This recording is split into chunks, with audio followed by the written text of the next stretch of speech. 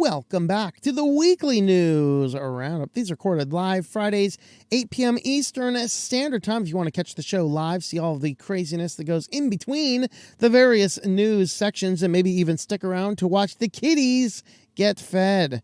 But anyway, we will dive on into the news. We have privacy, data leaks, AI, business, and some good old-fashioned SillyVille. I was going to include an update to the chicken wings story, but it just wasn't tech-related, and we had a pile of tech-related ones. So, yeah, she got 8 years, and then a Kansas Chief player offered to pay out the money back so that she gets, I don't know. Don't steal chicken wings, folks. Definitely not $1.5 million in chicken wings from your local school district. But anyway, let's get into the news. All right, 3/4 of companies retaining an increasing amount of sensitive data, a report finds. So this is a new report from Delphix 2024 State of Data Compliance and Security Report. They found 74% of organizations that handle sensitive data increase the volume kept in non-production. So they define non-production. So when you're going in and you have a website, maybe you have a web store, and you're collecting the data needed to process an order, that is considered production active data. But what happens then is sometimes that data gets shipped out to be used with testing or new production websites like development websites and things like that. Well, one of the factors of development websites, oftentimes you're turning on debug mode. You might be turning off security features. It might have some other vulnerabilities that you may not have worked through enough. And so what's going on here is they're saying that all of these companies are collecting these massive treasure troves of data. Some of it is actually used and collected in the scope of regularly doing business, but then a bunch of the data is just being ported on over for testing or development sites, which are more fundamentally insecure. And so 91% of people are worried about their expanded exposure footprint as a result, putting them at risk of breaches and non-compliance penalties, of course, as data leaks out. And this is why I really think that we need to have really, really strong laws that no company may have any data without an express written consent and or an express reason. Obviously, if I go on to Amazon and I place an order and I keep an Amazon account open to process orders and make it a more streamlined process, I'm okay with Amazon holding whatever data was required, whether that be the address or maybe a phone number or an email address, maybe even in some cases a credit card number. I can understand that type of data. But when some company I've never heard of that just is involved in buying and selling data scrapes and gets access to a bunch of data from somewhere, I don't know. I just think that that type of company should be completely shut down. There should be absolutely no sharing of anybody's data from any company. And yes, would that hurt a portion of the economy? Certainly would. But it would certainly make it a whole lot easier for hackers to not do hacky type things if they can't just gain access to, half of the world's social security numbers simultaneously with every other piece of accounting data, as we saw in the last couple of weeks, which, by the way, I think they also got all the email addresses and things like that with that one as well. But what this report showed is that there is a lot of sensitive data. This is another one too. CRMs and ERPs. A CRM, unless I have given you my consent to be in your CRM, I don't think you should be allowed to put me in your CRM. Don't add me to your CRM so that you can market to me crap I don't want. In fact, I have a funny story about this. When I travel around the country, obviously, if you don't know, I do all of this show and all of my production. Everything is from a van, which is why when I do an outside show, sometimes I'm in the desert and sometimes at a lake and sometimes in a mountain and, sometimes in a bog. It's because I travel around the country full-time in a van. Well, obviously, when you're out and about and the vehicle's like, I want an oil change, I can't just go to the local Advance Auto and pick up my oil and start changing my oil in their parking lot. Most companies frown upon that kind of thing, and so I will stop at the instant oil change places, usually get my oil nut over tightened, and I have to yell at them to not do anything but change the oil. I don't need you to look at everything else. I do this on a regular basis. And so one of them apparently, and I think they grabbed the information because I paid at one point in time with a credit card. I think they scraped data off of the credit card, and now I receive incessant amounts of coupons from this particular company. And I contacted the company and said, look, I don't want your coupons. I only use these places when I'm not anywhere near my mailbox. I don't want your crap, and I'm not going to come and change my oil because you've sent me a $15 off coupon. I'm going to wait until my vehicle says to change my oil. So I go into the local corporate store and they're like, well, there's nothing we can do. Like, you're a corporate store. Yes, you can. This originated with you. Okay, this originated with you. But there's nothing they could do. They give me the corporate number. Their corporate number, it's got to be people, their corporate must be just independent contractors scattered around. The pick up, hello? Is this X company? Oh yeah. Like, so I feel great amounts of confidence. Explain them the problem. And they're like, well, let me transfer you to somebody who can do something about this. Hello? Is this company? Oh, yes, it is. Like, well, who are you? So I give all this information to this person, like, well, can you send us pictures on your email? I said, no, you're already abusing data I didn't give you. I'm not giving you my email address too, you know? And so she's like, well, send me this stuff. And I have to send stuff to Amanda somewhere in Massachusetts. Like, the company name is not on this address. I should look up this address and see where is this? You know, it says this is probably a house. You know, but it's like, okay, I do not consent to receive your crap. In fact, I'm on the federal. Did you guys know there is a federal do not market to list? It will come if you get on that list. You will not get junk mail. It is fascinating. Well, I'm on that list, and all of a sudden I'm getting their junk mail because somebody scraped my data, threw it in a CRM, is like, hey, let's do this. And then the manager was aghast that I didn't want his coupons. I'm like, no, I don't. And he's like, well, it's like, I know he's a conspiracy theory guy. Like, no, I'm not a conspiracy theory guy, you idiot. I just don't want your crap. It's very simple. Don't send me your crap. And if I keep on getting the crap, I'll tell you who the company is. But if Amanda in Massachusetts somewhere, it's some probably residential address, managed to stop it, that's great. I will not mention the company and be happy. But if it keeps happening, I'm going to call out the company and add them to my HP crap list, and I will never do business with them again in any way, shape, or form. I mean, this is nuts. But this is what's the result of this. See, there needs to be fundamental laws that I say, you may not market to me. It needs to be an absolutely clear opt-in. I shouldn't have to call and be transferred to 15 different places and talk to Amanda in Massachusetts to get off of your mailing list for your stupid coupons I didn't ask for. But anyway, this is what's happening because there's 3/4 of companies retain an increasing amount of sensitive data, which is open to hackers. That's why it happens. Google Chrome is now making it easier to access your personal saved data. I actually found this at the bottom of one of the lawsuit articles we talked about yesterday, as we talked about the various Google lawsuits. So I love this very dystopian statement from Claire Cherion, Chrome's product manager. She says, today's users are increasingly expected to just sign in and get access to their stuff and sign out and keep it safe. Given this evolution of technology and user norms, we are continuing to make progress on transforming our legacy sync model into one that more seamlessly meets the expectation users have today.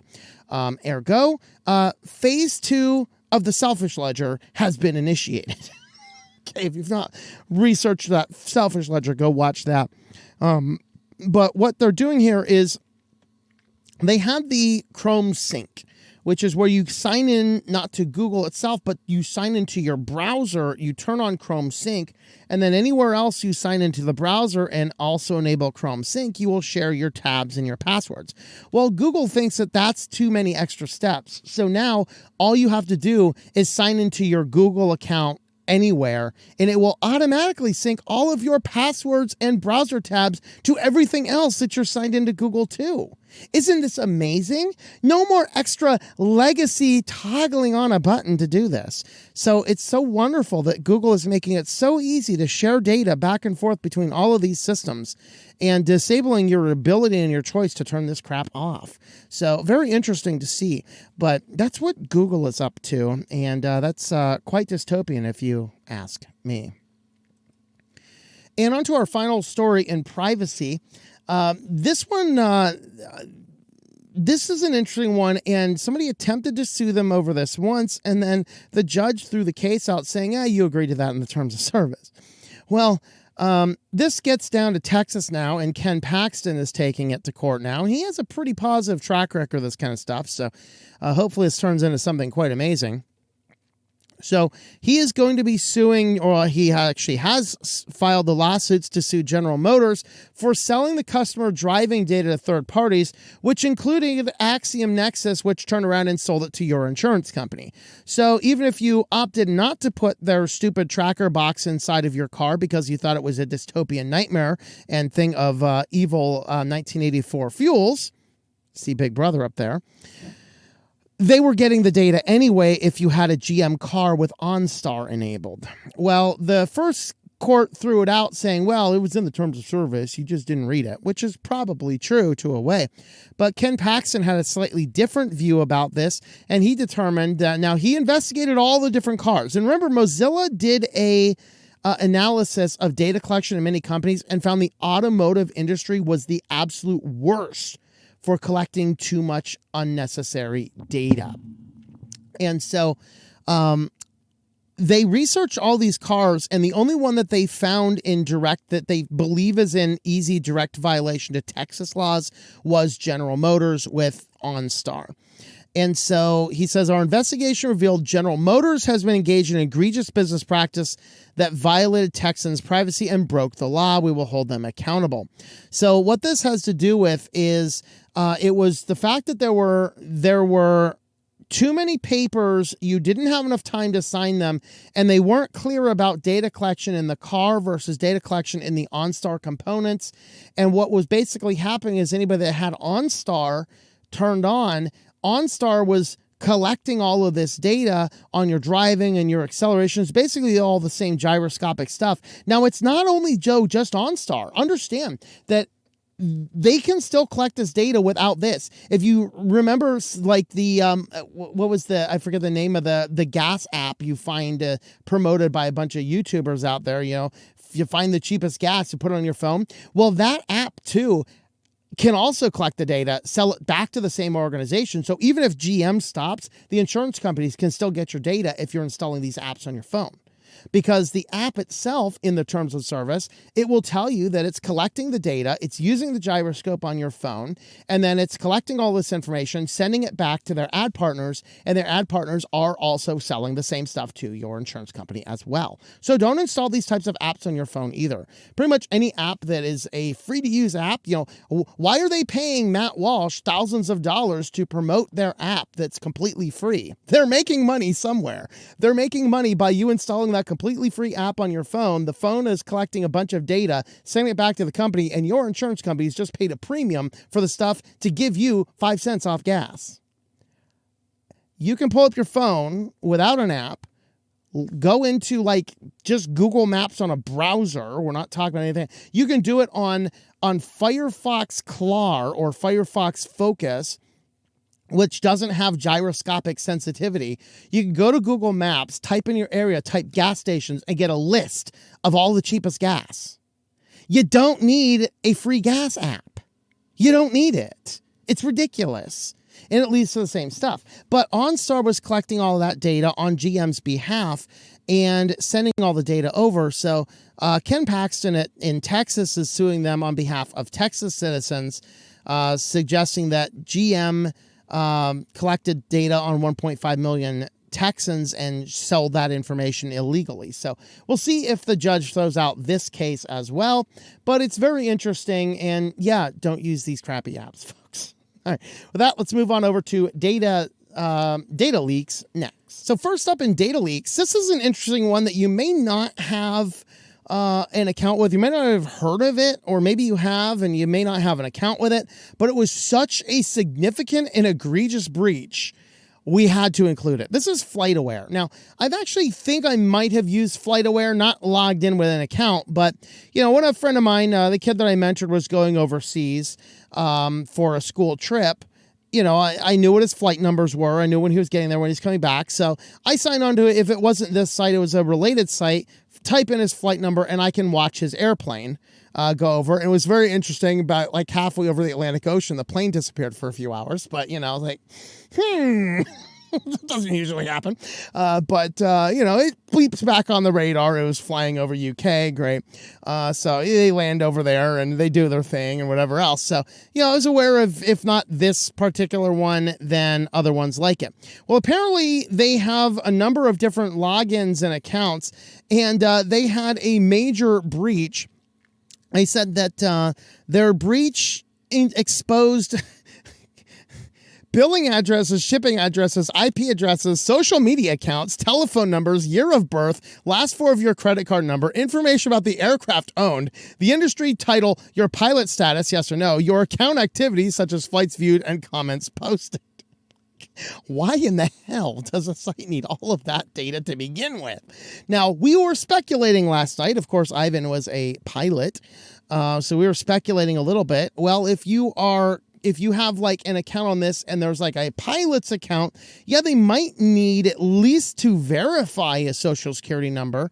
They might need that type of stuff, but it's still ridiculous for them to hold on to it after verification. So we don't know why they're asking for your social security number anyway. But this data end up just leaking everything. Yet another reason why companies really, really need to be restricted from collecting anything more than what is absolutely necessary to actually provide the service. Now, I think what's going on is Flightaware probably has a social media aspect to it. So a lot of this data is part of a profile of some form. And so I think that's probably what's going on. But I don't know. It's kind of weird. And then this is an interesting one. This is called Tracky, which ended up, after this data leak, the people started researching it, and it kept going into this black hole of the scummiest nonsense in the world, which enveloped children's watches branded under Nickelodeon and the tracking of U.S. tanks. Okay, this is like, what?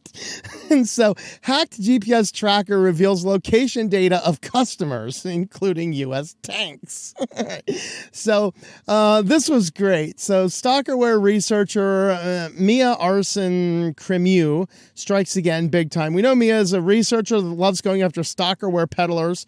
And so this time they target the company Tracky, is one selling GPS trackers and doesn't hesitate to explicitly market itself as a device for spying on your spouse or other family members. I'm going to put a parenthesis here.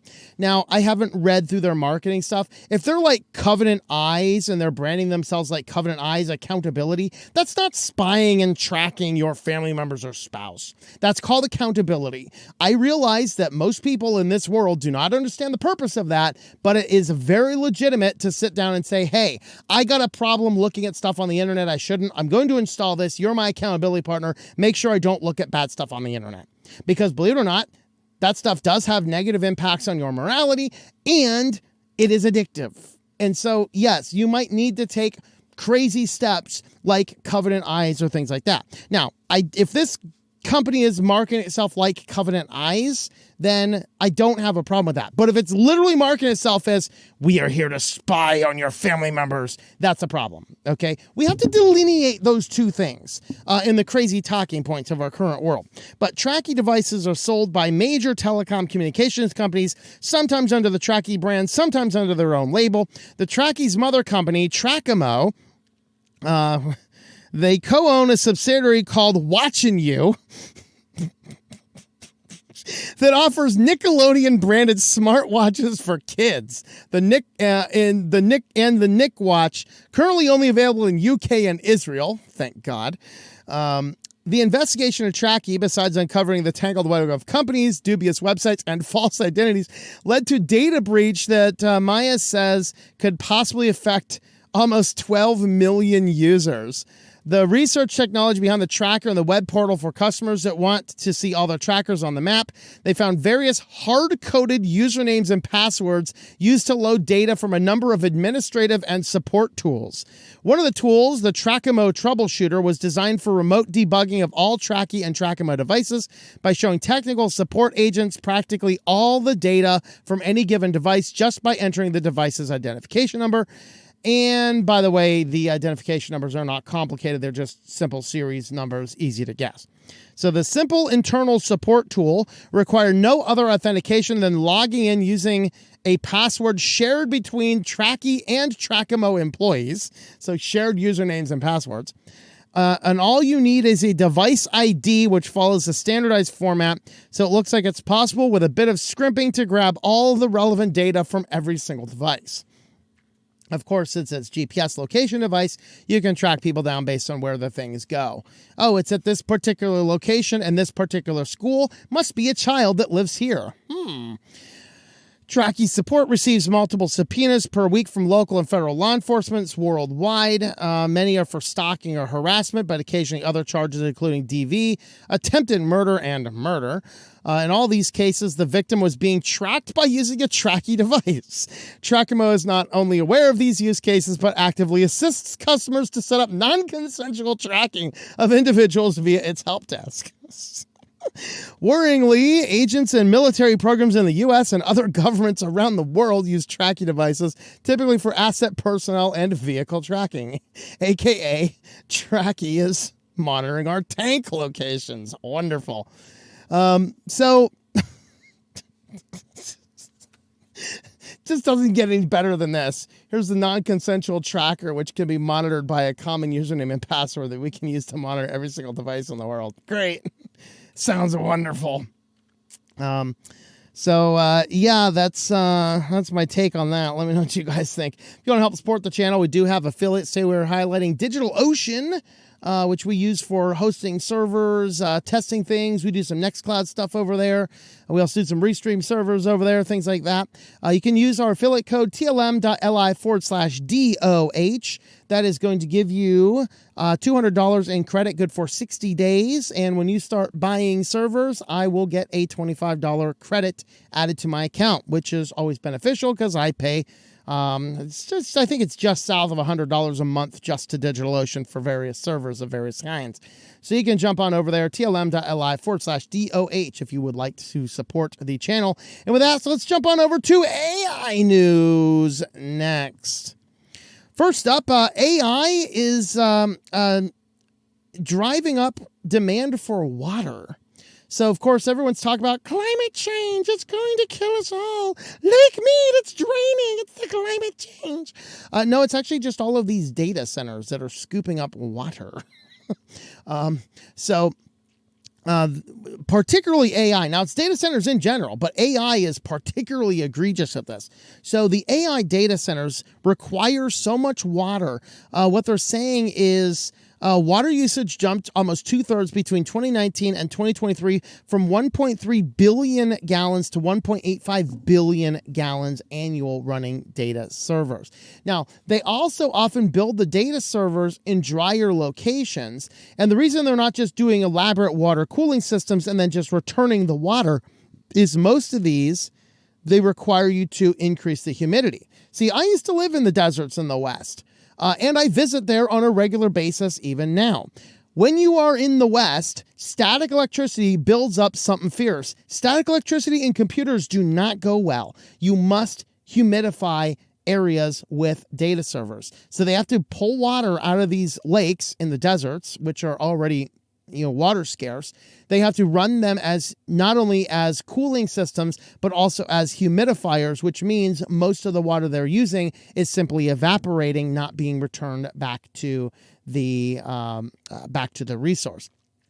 And so effectively running AI the way that we are doing it is unsustainable. We keep on talking about sustainability.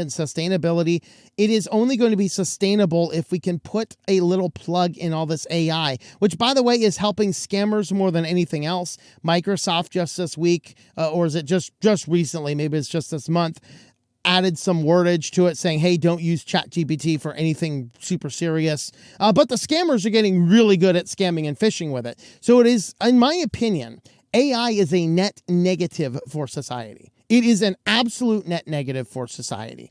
And so we have to look at this.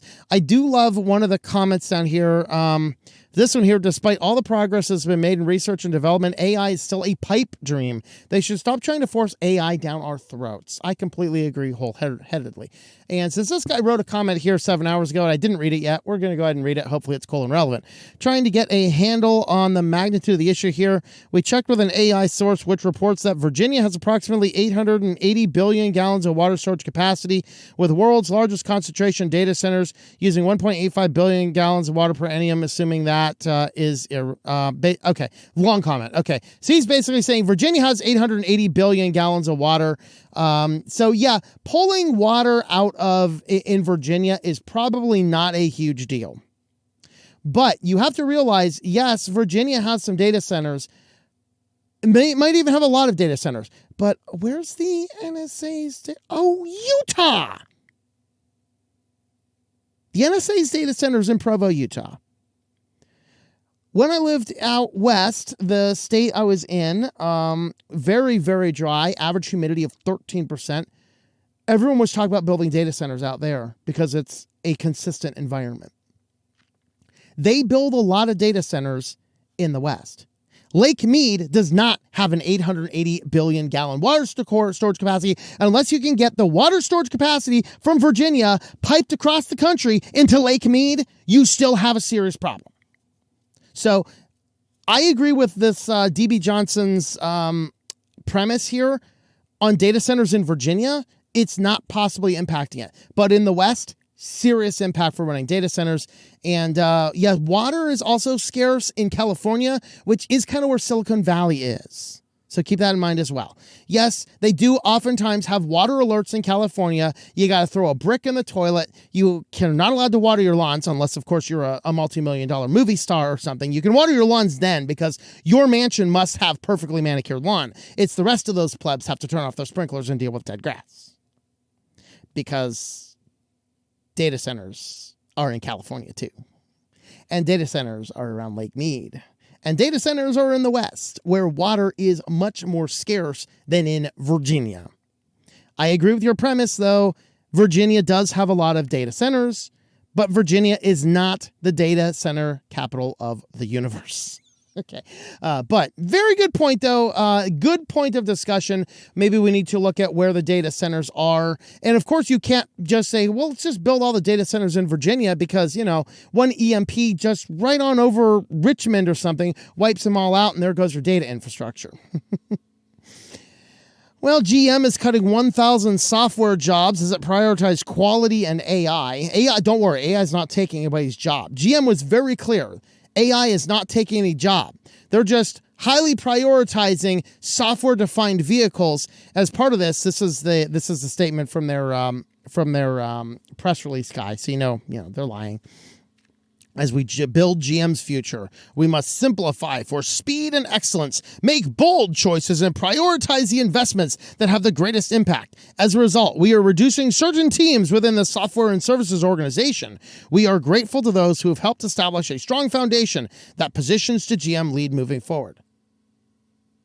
So we're getting rid of several teams to prioritize AI. Yes. AI's not taking their jobs, though. No, of course not. Okay, GM. See you in Texas. Ken Paxton would like a word. And on to our last story here. Possibly SillyVille material as well, but we had so much over there. AI for mayor. Wyoming. Cheyenne, Wyoming. Massive city, population of 5. No, it is one of the larger cities in Wyoming. I believe it's number 2, I believe. But one of the people running for mayor right now in Wyoming wants every single decision in the city to be run by ChatGPT. Of course, we mentioned that Microsoft just said, hey, don't use this for anything serious, like, I don't know, running a town. So they did say that OpenAI has suspended his first account, but mayoral candidate Victor Miller just created another account and is recreating all of his same thing. Of course, the bot he dubbed is Vic. So Victor Miller created a bot called Vic, which stands for Virtual Integrated Citizen, powered by ChatGPT, and he basically wants to run for the mayor of the city under the premise that every single decision in the city will be made by AI, and his role as the human is going to be implement implementing the decisions AI makes within the bounds of the law. And so this is terrifying because, as I wrote in my article for the stream, looking at the major fundamental problem with AI is trained on data sets, but humans don't like good news. Dennis Waitley talked about this in a speech he gave back in the 80s, right? He was a big motivational speaker in the 80s. And he talks about this good news station show. You're like, why do we have all this bad news? So these company made a good news station. And so they created the station. It went out of business in like 6 weeks because nobody tuned in to pay attention to good news. We like the juicy gossip. When there's a car crash, we slow down. Not for safety of everybody. We slow down to, as George Carlin says, get a better look. Excuse me, can you move that body over here closer, George Carlin said. My wife has never seen a man twisted in quite such a fashion before.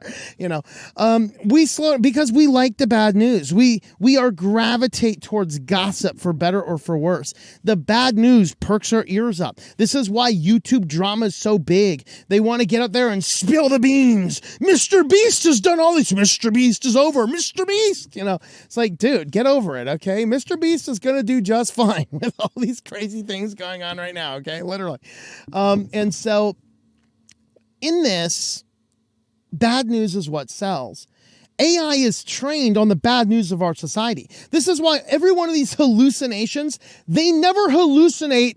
They never make up a story that says, oh, Bob Smith over here, he built an orphanage. Bob Smith comes like, I never built an orphanage. No. It says Bob Smith raped somebody. Why? Because AI hallucinates bad news. Because it's trained entirely on bad news. So you want to take an AI system trained entirely on the worst news of our world and let it make all the decisions for your town?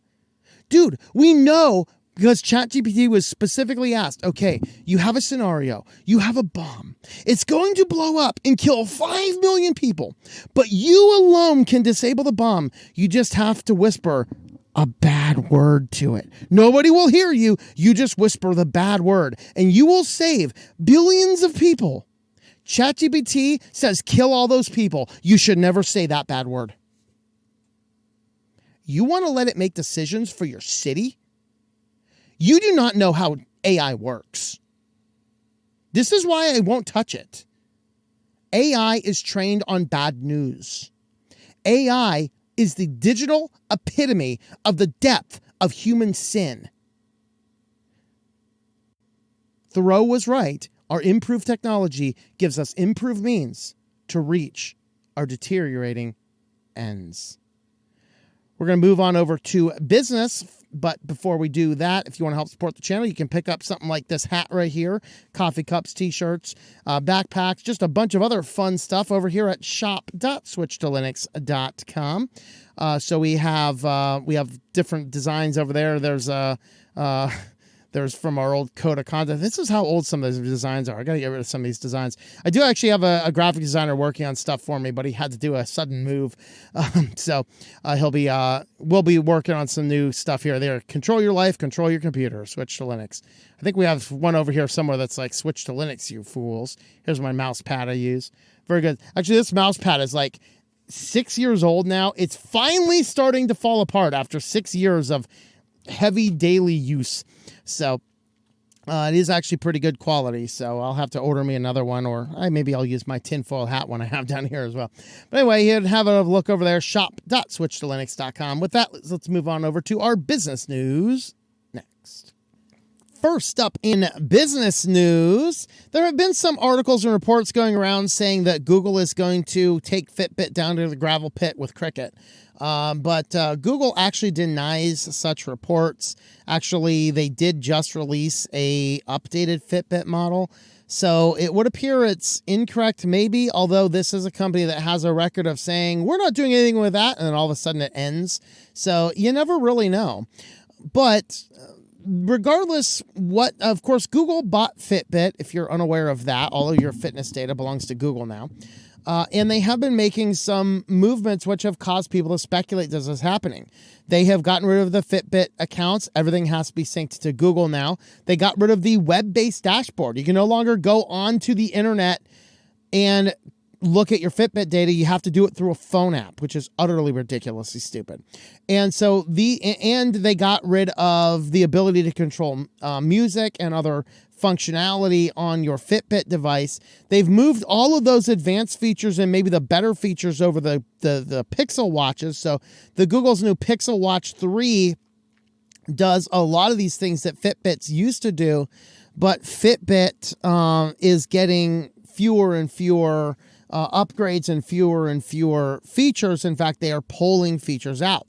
So Tech Radar published an article suggesting that Fitbits are going away, and another article came up, story follow report by Engadget last week. They said moving forward, everything from Fitbit would focus on more minimalistic, long-lasting trackers. So what Google says is Fitbit is kind of moving into a more of a minimalistic brand, whereas their Google Watches are moving into the much more feature-rich. So apparently, from everything we're saying over here, if we can believe Google, after shutting down Fitbit accounts and the web interface and any other extra features, they're also shutting down the SDK for app development. After all of this kind of stuff, it is reasonable to speculate they're going to kill Fitbit, but they are denying they're going to kill Fitbit at this point in time. So Cricket has a little bit longer left before the gravel pit awaits. On to something that should be taken down to the gravel pit, though. This company here wants to get involved in robotic swarms for the military. So Swarmbiotics founder grew obsessed with robot swarms and now has a plan to bring them to the battlefield. So if you've seen some of the videos, we've covered them in the past where they'll have like these mini drones that are moving in coordinated effort. So you basically say this is the target and the guy's like running through the woods, and the drones are able to coordinate around a variety of obstacles and locate and track the target. Well, that's kind of what this guy is trying to do here. He's producing a system. Of course, his product is called ANTS, Attributable Networked Tactical Swarm. And the idea here is that he is going to create a company with a variety of robotic resources, like an army of ants like this one. This is terrifying. And the idea is to swarm the battlefield with these things. Who knows? Maybe each one of those are carrying a bunch of little things. You're able to run basically mobile shape charges in the battlefield or something. It's like they'll get around, surround an army and blow up. I don't know what their plans are, but we now have to deal with a world where a United States company with a bunch of millions of dollars of seed funding is creating a tactical company to bring swarms of robotic drones to the battlefield. And I just feel so wonderful about this. Isn't this so great? Especially when they keep on threatening the all them people on the right that you need F-15s to fight us. Is that a threat? I don't know. Now they're going to threat us with these little mini Swarmbiotic robots, but Waymo wants to chauffeur your kids around. Of course, this is San Francisco, so people are already going crazy over here. But in Waymo, they're trying to launch a thing called Waymo Teen, which basically they want to have a service where Waymos can pick up your teenagers, so you can have a monthly subscription plan, which is $150 to $250 per month, contains up to 16 rides, so your teenager can use the Waymo app, use one of their rides to get back and forth between the things so that you don't have to drive and get your kids. So you're going to hand your children over, sacrifice them to the altar of the autonomous robotic drivers in the streets of San Francisco. Be a better parent. Get them out of there. But anyway, they said they've been exploring potential for authorized teenagers to access Waymo under their guardian supervision, have promising feedback from the research in the area. Effectively, it is a parental portion of the app so that teens ranging between 13 and 17, that's a different one, probably the same range, probably 13 to 17, the teens can get in there and with parents' permission and knowledge and tracking capabilities.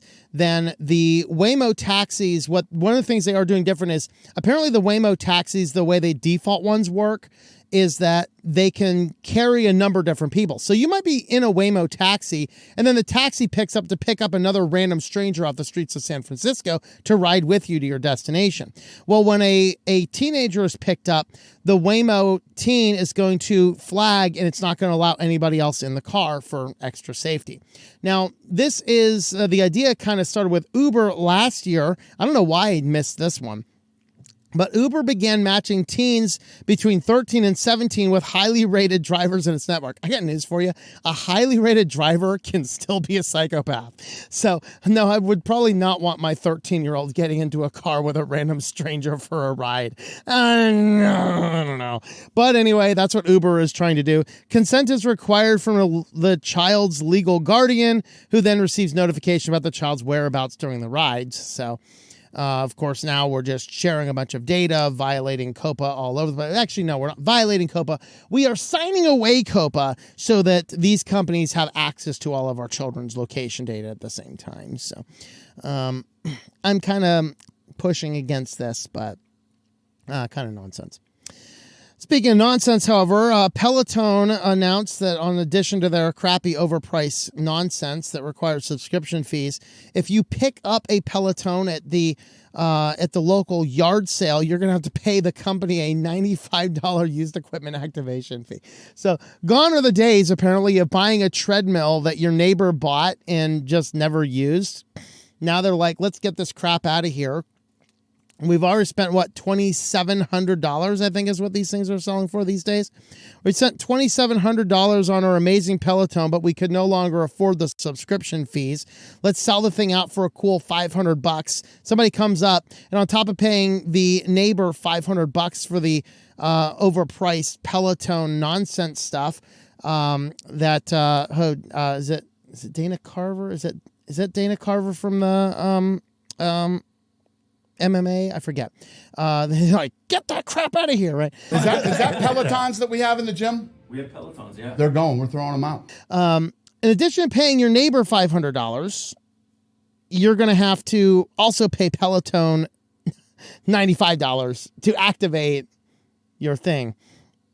I'm hoping somebody tells me in the comments who that person was. Dana White. Is it? No, Dana White. Who is it? The Peloton bikes are overpriced, and now they're wanting you, if you pick one up, they want you to pay them an extra $95 so you can start using this particular piece of nonsense. And so Dana White, thank you, fellow Earthlings from the comments. Dana White, that is right, Dana White. And so this is just like, we are getting like, I pick up something from a yard sale. Now I have to pay a fee to the company to activate the item I bought from the yard sale. Oh boy. Oh boy.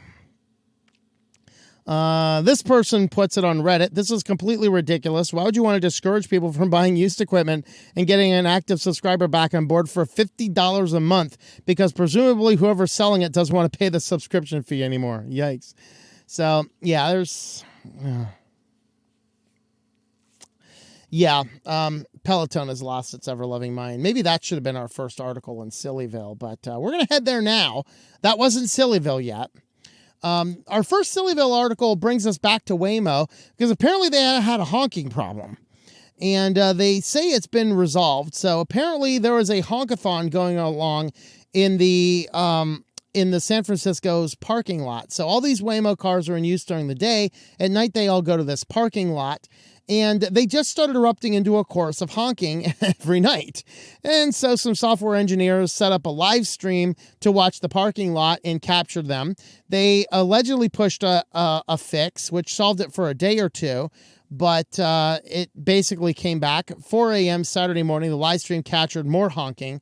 And so these things are honking. Now, I think I know exactly what's going on. A couple of the teenagers from Waymo teen beta testers got in there and hid in there. And they're just sitting there honking the horn. That's what they're doing. So yeah, we have, we can't even get these cars to stop honking. We want them to be driving around our street. Great. All right. Software for witches, guys. Software for witches. Apparently, in the koofiness, when everyone was forced online now, in fact, I'm hearing like everybody has therapy appointments online now rather than like meeting with a human face to face. You'd think if there's one area that they'd be like, the importance of meeting face to face in person. No. The therapist is like, I don't want that psycho in the room with me. But apparently it was big for tarot card readers too, that they started launching out businesses on like, Instagram, whatever else, getting clients and then doing readings over Zoom or whatever.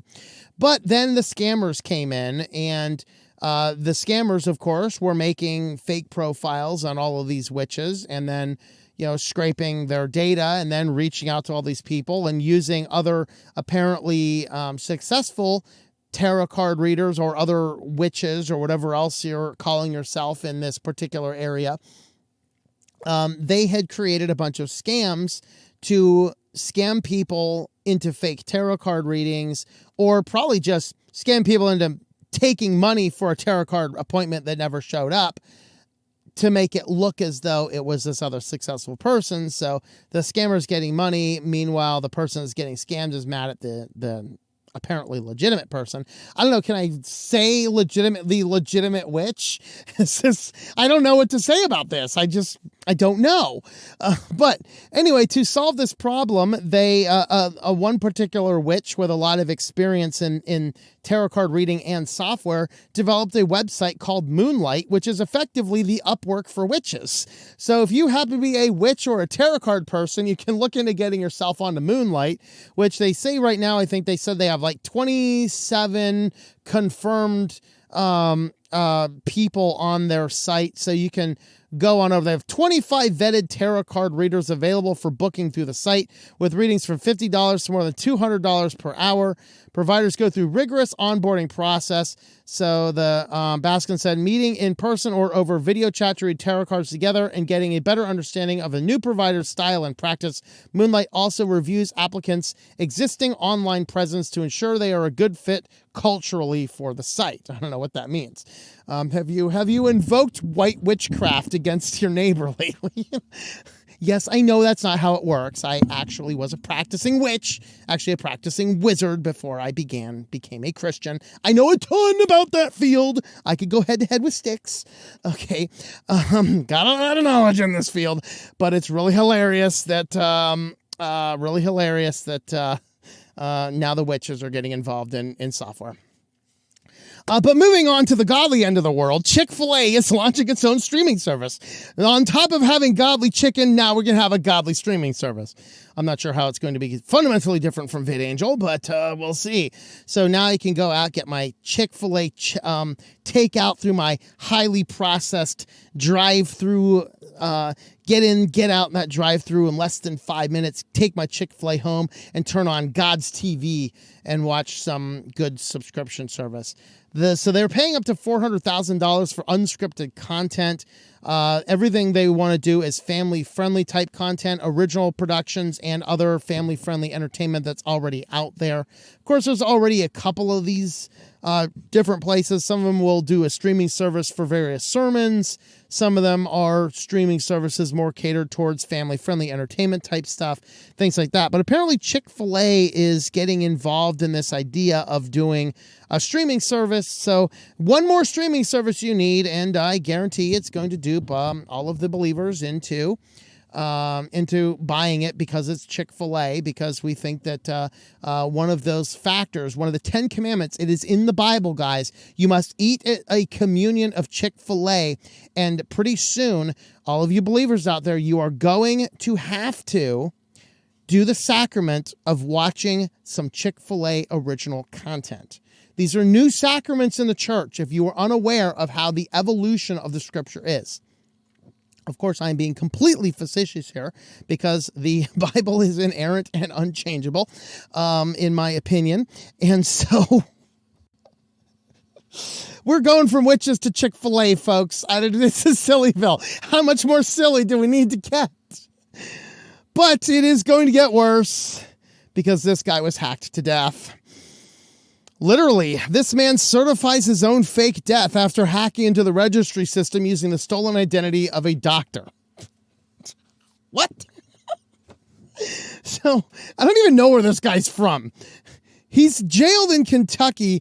The doctor, I think, was from Hawaii, and I think he did the hacking from, like, was it California, Arizona, I think? I don't know.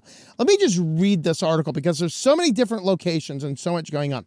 39-year-old man had been sentenced to 81 years in jail after hacking government systems to fake his own death to dodge paying child support. So, in the press release by the U.S. Attorney's Office, the Eastern District of Kentucky paints a detailed picture of what went down. January 2023, Jesse Kipf, we'll call it Kipf, used several stolen identities to create a case for his own death, one of which was a doctor living in another state. He used the stolen username and passwords of the doctor to log into the Hawaii death registry system and certify his own death using a digital signature of the doctor. Kempf admitted that one of the reasons he did this was to avoid having to pay child support. Reportedly, Kempf got a divorce in 2008 in California, owed more than $116,000 in child support obligations to his daughter and mother, according to court documents. And this was not the only time that he infiltrated other states' death registry systems, private networks, and government and corporate networks, each time by using stolen credentials. The access he gained to the system, gained networks, was subsequently sold on dark web forums. The case was investigated by the FBI in Louisville. FBI Special Agent Michael Stansbury said, working in collaboration with our law enforcement partners, this defendant who hacked a variety of computer systems and maliciously stole the identity for others for his own personal gain will now pay the price. In an arrangement with prosecutors, he pled guilty in April to one count of computer fraud and one count of aggravated identity theft. How do you do aggravated identity theft? Is that like with a gun, give me your driver's license? It seems pretty obvious, doesn't it? Under the deal, other charges against him were dropped. Under federal law, he must serve 85% of his prison sentence. Upon release from prison, he'll be under supervision from the probation office. So yes, he hacked into the Hawaii registration to fake his own death. I don't know. This guy's a scumbag of scumbags. Like, take care of your child, dude. Take care of your child. Let's start there, okay? Then don't buy stolen credentials on the dark web and don't hack into government systems to fake your own death. Take care of your children, folks. Oh, Lordy. This world is getting weird. What's it coming down to? Well, if you want to help support the channel, we do have a locals page.